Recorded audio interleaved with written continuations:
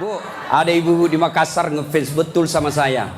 Usianya kira-kira 55 tahun. Saya heran, ibu-ibu aja yang ngefans sama saya. Saya lagi ceramah, dia belakangi saya. Barusannya ada orang saya ceramah, dia belakangi. Ternyata dia ambil HP-nya, selfie. Baru dia tulis di Facebook, dia latar belakang Das Atlatif.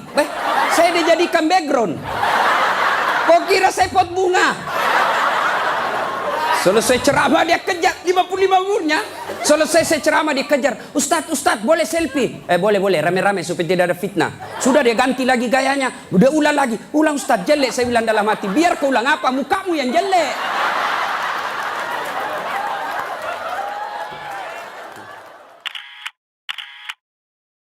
Contoh aja, contoh. Jangan kau marah, contoh marah. Contoh, lempox. Ngelem. Jangan kau ketawa. Lem toh, nah campur lem Korea. Tidak mau terbuka mulutnya. Pas ngelem, mabuk setengah. Dia ambil naik motor. Bayangkan kalau orang mabuk setengah naik motor, dia listrik dikira aspal. Pak, mati kafir kodongo. Makanya anak muda, silakan kau jadi anak gaul. Anak band-band, anak motor-motor, anak skater, silakan. Tapi jangan dekati yang namanya minuman keras. Vodka, whisky, Jennifer, Donald, topi miring. Saya baca. Tuh, mati. Siapa lagi yang bisa mati dalam keadaan kafir? Contoh aja ini, jangan marah. Sabung ayam. Ada juga di sini. Didapat sama polisi, kejar sama polisi, jangan lari, masih lari, tembak peringatan, masih lari, tembak 2 kali, masih lari, tembak 3 kali, akhirnya tembak kakinya, kepalanya dikena. Saya tanya temanku ya polisi, bagaimana caranya kakinya kok tembak kok kepalanya dikena? Dia bilang soalnya waktu tembak dia jongkok. Pantas. Ini jangan kau musuhi polisi, cowok. Oi, kau kira enak kalau hidupmu tidak ada polisi di Indonesia? Rumahmu dirampok, istrimu dibunuh, anak gadismu diperkosa, hartamu dijarah, kau datang ke polisi. Tolong polisi, tegakkan hukum, cari pelakunya. Apa kata polisi? Mohon maaf, baru saja polsek bubar. Jangan ketawa, saya serius ini. Toh? Pun kalau ada polisi yang minta uang di jalan, biar anak SMP diminta juga uangnya, itu bukan polisi Indonesia, polisi film India. Itu film India kan 3 jam, nanti habis film baru dia datang.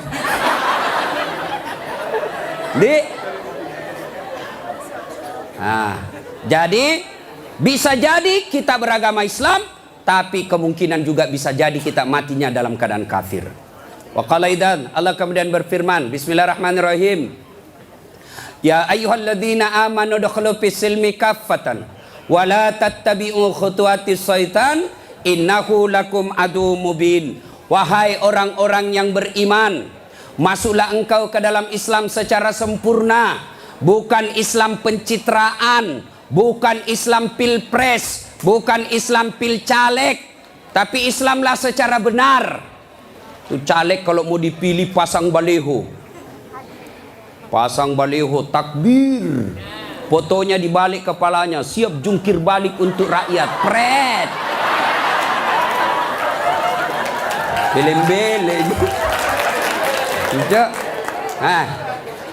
Islamlah secara benar. Wala tattabi'u khutuwatis syaitan, dan janganlah engkau ikuti langkah-langkah setan, karena sesungguhnya setan itu musuh yang nyata bagi kalian. Musuh kalian bukan ulama, musuh kalian bukan ustadz, musuh kalian bukan tentara, musuh kalian bukan polisi, musuh kalian bukan mahasiswa, musuh kalian adalah setan, dan setan itu musuh yang nyata bagi kalian. Kalau saya ceramah seperti ini, ada enggak setan di tengah-tengah kita? Ada. Orang ceramah masa ada setan? Ada, setannya bukan pocong. Tapi apa setan yang ada di tengah-tengah kita? Bentuknya handphone. Apa ibu? Orang sudah ceramah masih sibuk juga. Sudah 55 umurnya siaran langsung juga.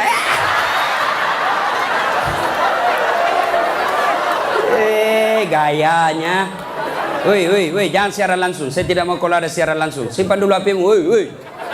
Ibu-ibu yang pegang HP selama saya ceramah, saya doakan suaminya kawin lagi. Simpan dulu HP-mu.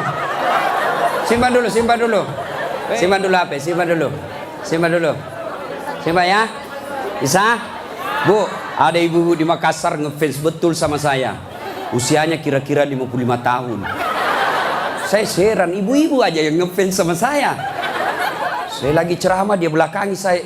Barusannya ada orang saya ceramah di belakangi. Ternyata dia ambil HP-nya selfie. Baru dia tulis di Facebook, dia latar belakang Das Atlatif. Saya dijadikan background. Kok kira saya pot bunga? Selesai ceramah dia kejar, 55 umurnya. Selesai saya ceramah dia kejar. Ustadz, boleh selfie? Boleh, rame-rame supaya tidak ada fitnah. Sudah dia ganti lagi gayanya. Udah ulang lagi. Ulang Ustadz, jelek. Saya bilang dalam hati, biar kau ulang apa? Mukamu yang jelek.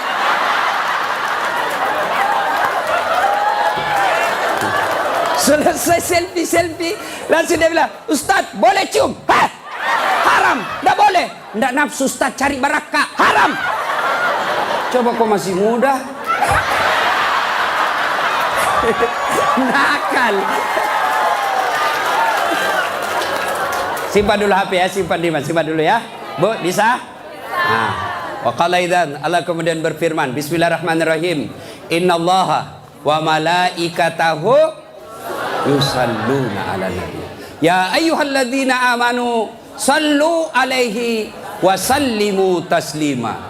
Sesungguhnya Allah dan para malaikatnya bersalawat kepada Rasulullah Muhammad sallallahu alaihi wasallam, maka wahai orang-orang yang beriman, bersalawatlah kalian kepada Rasulullah dengan sebaik-baik solawat.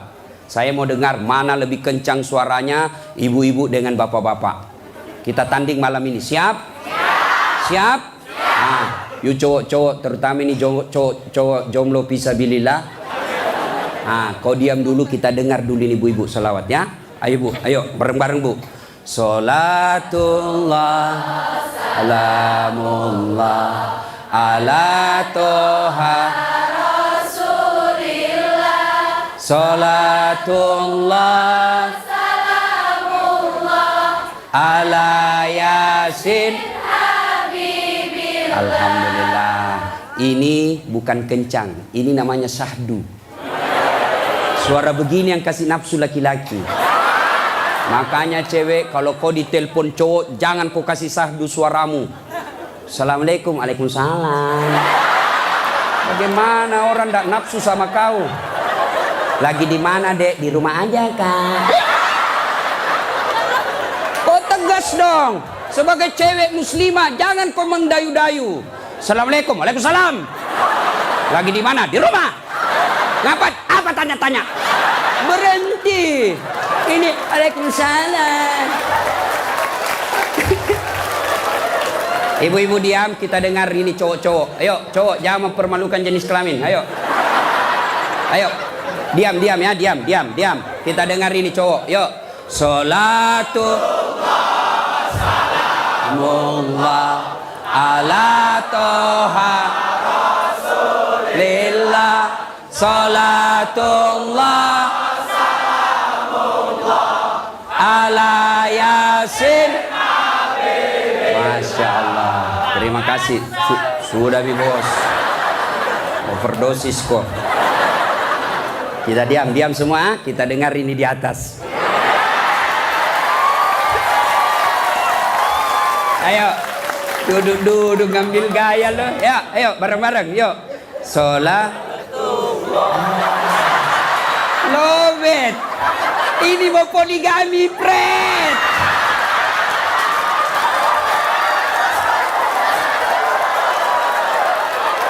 Nah.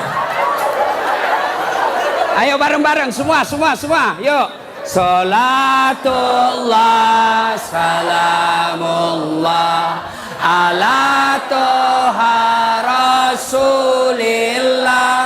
Salatullah, salamullah ala yasin. Alhamdulillah, terima kasih. Dek, bisa ndak bedakan tadi mana suara cewek, mana suara laki-laki? Bisa.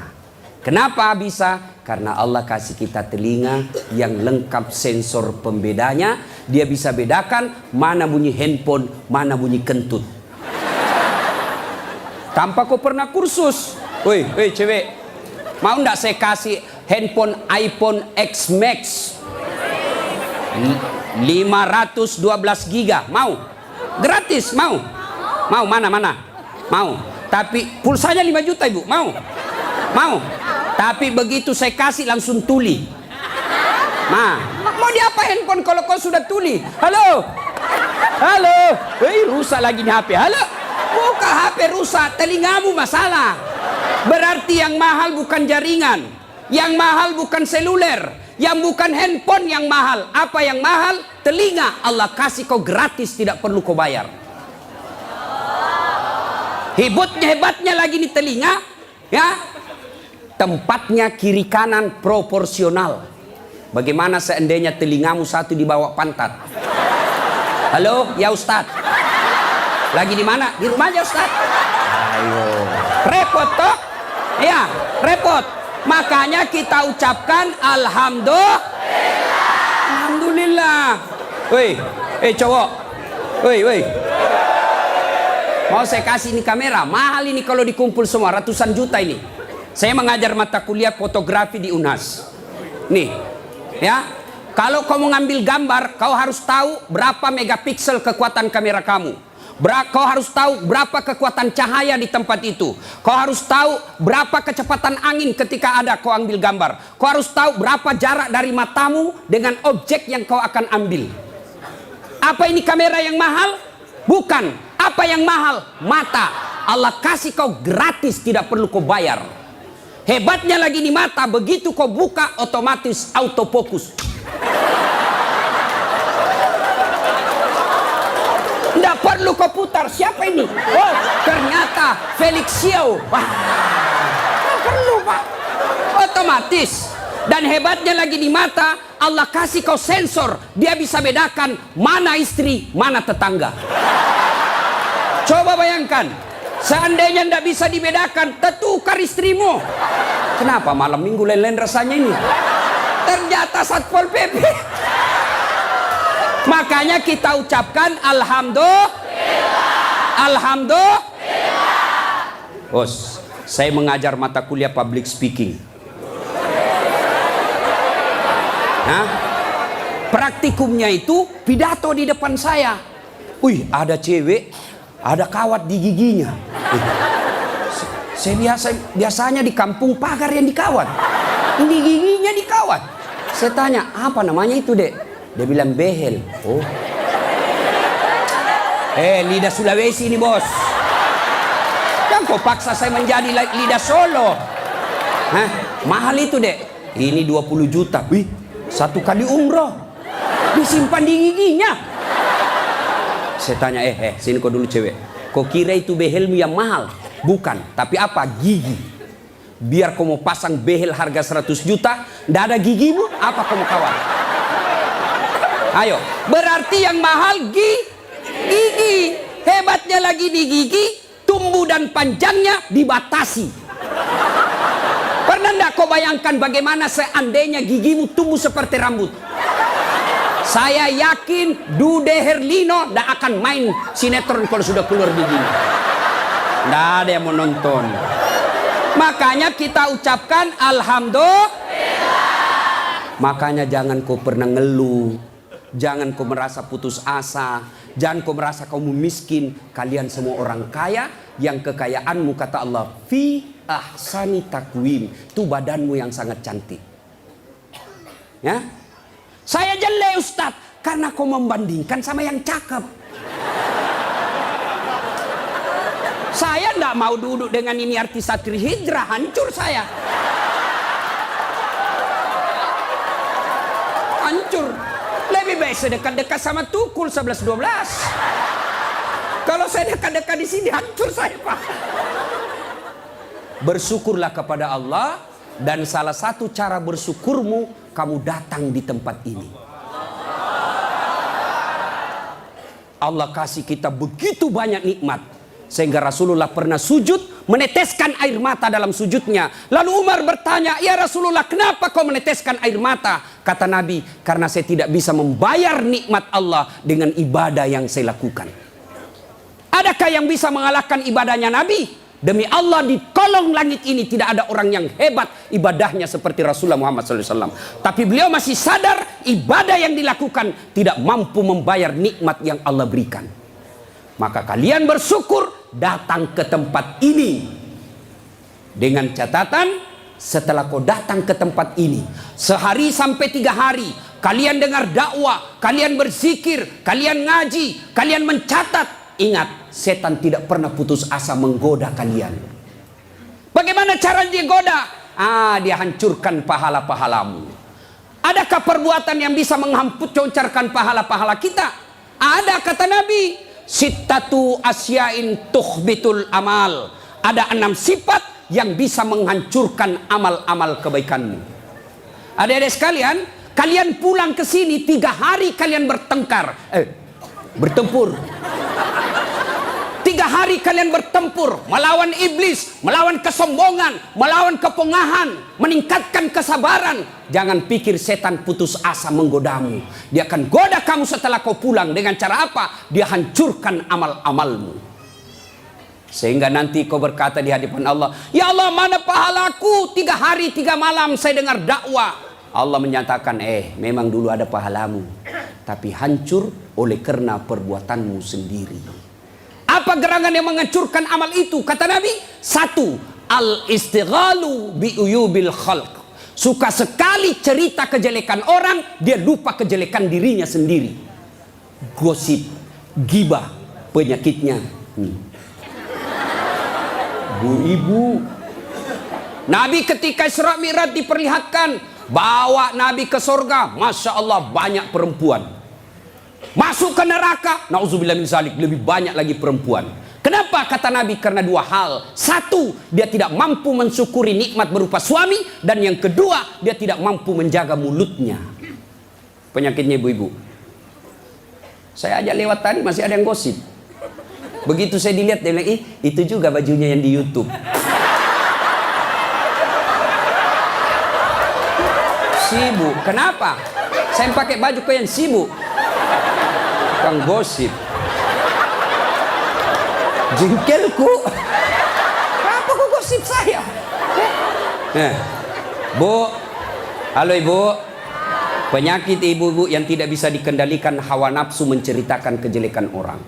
Kalau laki-laki kumpul paling dicerita, "Wih, itu anak sayang. Yang pertama cakep tapi beleng-beleng. Itu yang kedua cakep, tapi ya dongok." Itu kan.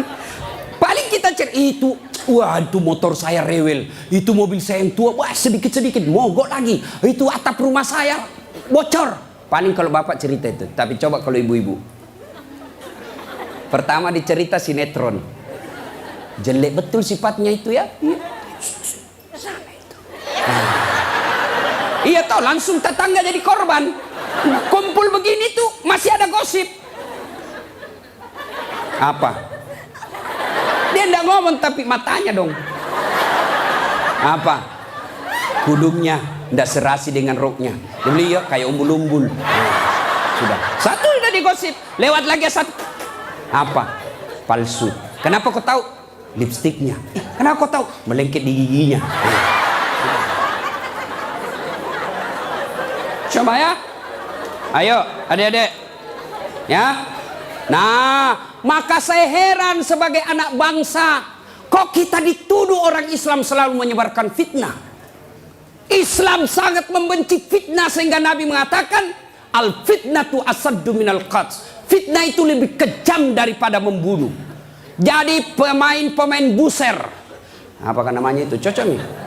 Buser, apakah itu? Yang suka cari-cari duit dari menyebarkan fitnah. Hah? Yo itu buser. Hah? Manalah. Nggak adalah kita orang Islam. Suatu kali Nabi menyampaikan, barang siapa yang mengucapkan 2 kalimat syahadat, diyakini sampai mati pasti masuk surga. Abu Hurairah senang dengar ini. Lalu Abu Hurairah berlari-lari kecil menuju ke pasar. Dengan tujuan apa? Dia mau menyampaikan berita gembira ini. Lalu didapat oleh Umar. Abu Hurairah, kau mau pergi mana buru-buru? Saya mau menyampaikan berita penting. Apa itu? Barusan saja saya dengar menyampaikan Nabi, siapa yang syahadat, yakin sampai mati, pasti masuk surga. Umar berkata, betul kok Nabi bilang begitu? Betul. Saya tidak percaya. Ayo kita datang ke sumber. Dalam teori komunikasi inilah disebut check and recheck. Datanglah Umar klarifikasi ke sumber berita Rasulullah. Ya Rasulullah, katanya Anda mengucapkan siapa yang syahadat yakin sampai mati pasti masuk surga. Apa betul berita seperti itu ya Rasul? Nabi katakan betul. Tapi ya Rasulullah, ada apa? Ini Abu Hurairah, dia mengumumkan di pasar. Terus saya khawatir nanti disalahpahami umat kita. Biar tidak sholat yang penting syahadat masuk surga. Biar judi yang penting syahadat masuk surga. Biar zina yang penting syahadat masuk surga. Saya salah paham nanti orang. Saya khawatir hadis ini dipahami dengan salah. Lalu Nabi katakan, oke, jangan kau sampaikan ini halal umum, karena dia bisa mengganggu kemaslahatan umat. Itulah sebabnya kita kenal dalam Islam, likulli makam makal, wa likulli makal makam. Setiap ada ucapan, ada tempat yang cocok untuk ucapan itu, dan setiap tempat ada ucapan yang cocok untuk tempat itu. Maka ibu-ibu harus bijaksana memegang WhatsApp, harus bijaksana memegang medsos. Kenapa? Karena jika ibu salah menempatkan medsos itu, maka ibu bisa berujung pada penjara. 2. Yang bisa menghancurkan amal kebaikan kita. Apa itu kata Nabi? Hubbud dunia. Terlalu cinta kepada dunia. Cinta dunia boleh. Cinta dunia boleh. Mana yang tidak boleh? Terlalu cinta kepada dunia. Nah ibu, yuk. Salatullah ala toha Rasulillah. Salatullah ala Yasin Habibillah. Cinta dunia. Mana cinta dunia? 1, menganggap enteng ibadah. Hayya 'alas shalah. Sebentar, masih panjang waktu duhur. Ini kan sampai jam 3. Cinta dunia. Mana lagi cinta dunia? Ini paling banyak cewek. Mukanya dia tidak terima dengan ikhlas. Mukanya dikira tembok, coklat, biru, abu-abu, krem. Sekarang cewek kan banyak palsu. Bulu matanya panjang, palsu. Matanya biru, palsu. Bibirnya merah, palsu. Pantatnya gabus, palsu. Itu terlalu cinta dunia. Perempuan kan sekarang bingung saya lihat. Rambutnya panjang, mau dikasih keriting. Yang keriting rambutnya dia kasih lurus. Iya kan? Allah sudah kasih yang baik, dia tidak syukuri. Begitu mulai putih rambutnya, stres, dia kasih semer. Kena matamu, cinta. Karena waktu yang sangat terbatas. Yang ketiga, apalagi yang bisa menghancurkan amal ibadah kita? Qillatul haya, kurang rasa malu. Oh, ini banyak di Indonesia. Anggota DPR malu dong, sudah digaji oleh rakyat, uang rakyat, kalian tidur saja. Dedek, pernah dengar cerita anggota DPR di akhirat? Hah? Jadi anggota DPR kan ada penghafal Quran, masuk dalam surga. Begitu masuk dalam surga dilihat, kok banyak anggota DPR di sini? Di negara aku banyak di OTT karena korupsi. Dia pergi protes sama malaikat penjaga surga. Malaikat, kenapa banyak ini masuk anggota dewan dalam surga? Di negara saya banyak yang korupsi. Dia bilang anggota penjaga surga, dah sok ribut. Kenapa? Dia cuma reses. Sebentar lagi pulang ke tempat asalnya.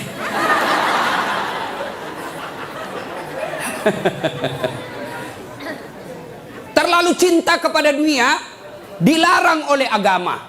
Maka oleh sebab itu kita diberikan hanya syukuri nikmat yang Allah berikan. Yang ketiga, qillatul haya, kurang rasa malu. Malu dong menyebarkan fitnah. Malu dong jadi artis tapi menyebarkan syahwat. Malu dong jadi pejabat tapi korup. Malu dong jadi kontraktor tapi rampok. Pernah dengar cerita kontraktor di akhirat? Hah? Oh, ini penghuni akhir, penghuni sorga sama penghuni neraka baku SMS-an dia bilang penghuni sorga, Mas bro, bagaimana kabarmu di situ? Bah, nggak ada enak di sini, di blender terus kita di sini, nggak ada jam istirahat. Kau di situ bagaimana kabarmu di sorga? Masya Allah, enak betul. 1 laki-laki 7 bidadari. Bayangkan Pak, 7. Dan itu bidadari tidak pernah kentut. Seperti istri kita di rumah 7 kali kentut 1 hari. Tidak pernah kentut. Perawan terus. 7 bidadari. Sampai jam berapa?